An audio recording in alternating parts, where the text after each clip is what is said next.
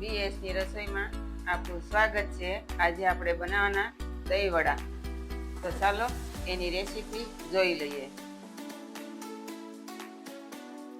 આપણે પોણો કપ અડદની દાળ લેવાની છે, પોણો કપ મગની દાળ લેવાની છે। આપણે આને 2 થી 3 પાણીએ ધોઈ લેવાની છે અને 3 કલાક જેવું પલાળવા દેવાની છે।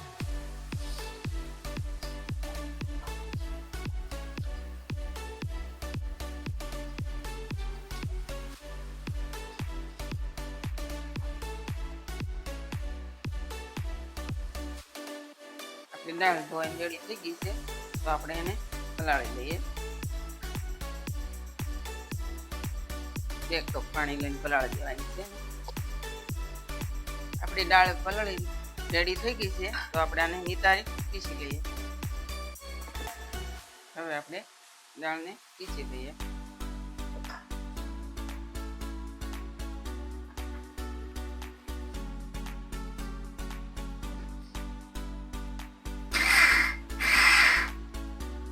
હવે આપણું પીસાઈને રેડી થઈ ગયું છે।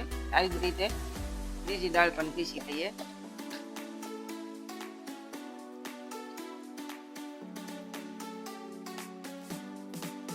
આપણું બેટર પીસાઈને રેડી થઈ ગયું છે, તો આપણે એને 5 થી 7 મિનિટ ફેટવાનું છે આપણા હાથની મદદથી।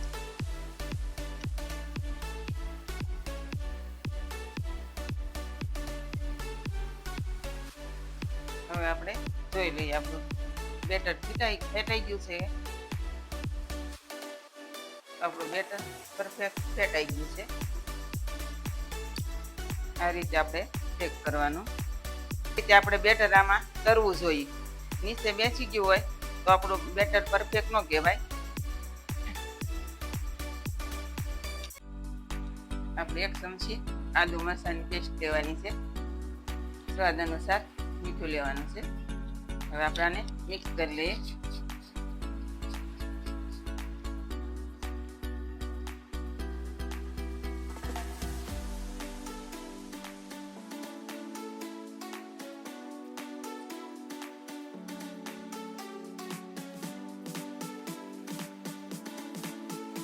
આપણે બાઉલમાં ગરમ પાણી કરવા મૂકી દેલું છે, તો એમાં આપણે અડધી ચમચી હિંગ લેવાની છે અને અડધી ચમચી મીઠું લેવાનું છે। હવે આપણું પાણી ગરમ થઈ ગયું છે, તો આને આપણે સાઈડમાં મૂકી દઈએ અને આપણે તવા તેલ મૂકી દઈએ। તેલ ગરમ થવા મૂકી દઈએ। 250 ml દહીં લેવાનું છે, એને આપણે ફેટી લેવાનું છે।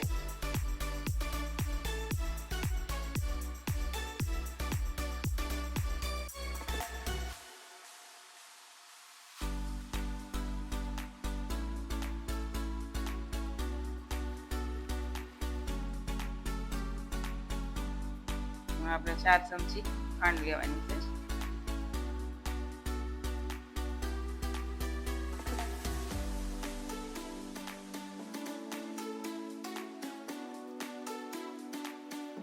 હવે આપણે મિક્સ કરી લઈએ।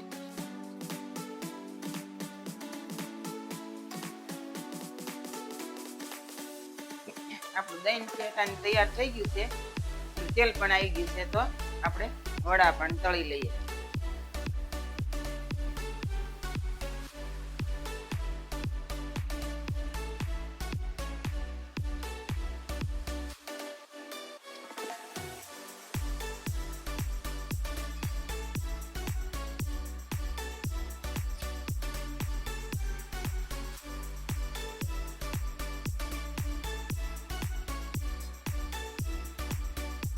આપણા વડા તળાઈને રેડી થઈ ગયા છે। અને આપણે 3 થી 4 મિનિટ જેવું તળાવવા દીધું છે। આપણે આસો બ્રાઉન કલર થવા દેવાનો છે, આવી રીતના તળાવવા દેવાના છે। તો આપણા વડા તળાઈ ગયા છે, તો આપણે કાઢી લઈએ।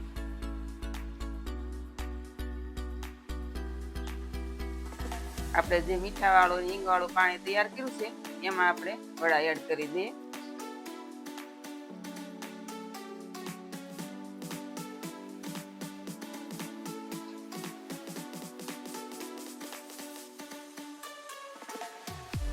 આપણે વડાને પાણીની અંદર 7 મિનિટ જેવું રહેવા દેવાનું છે।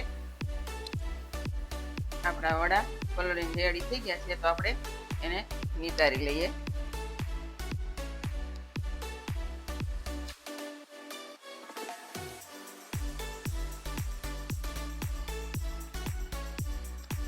હવે આપણે ઉપર ગળું દહીં એડ કરી દઈએ.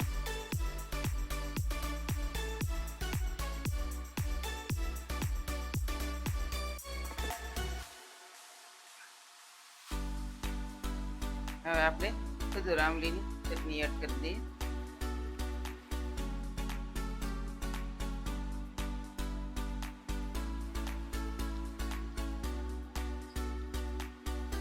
ગ્રીન ચટણી એડ કરી દઈએ.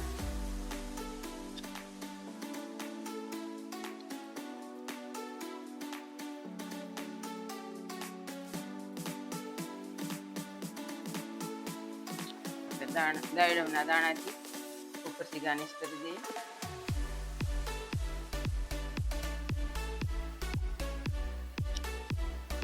હવે આપણે સેવ નાખી દઈએ ઉપરથી.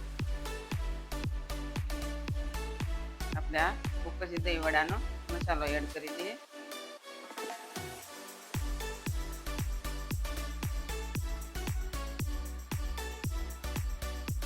હવે આપણે આને દાણાથી ગાર્નિશ કરી દઈએ.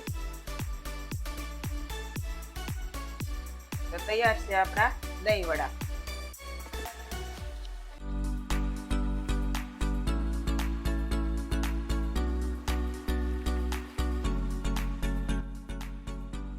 જો તમને અમારી રેસીપી ગમી હોય તો મારી ચેનલને લાઈક અને શેર ને સબસ્ક્રાઇબ કરી દેજો.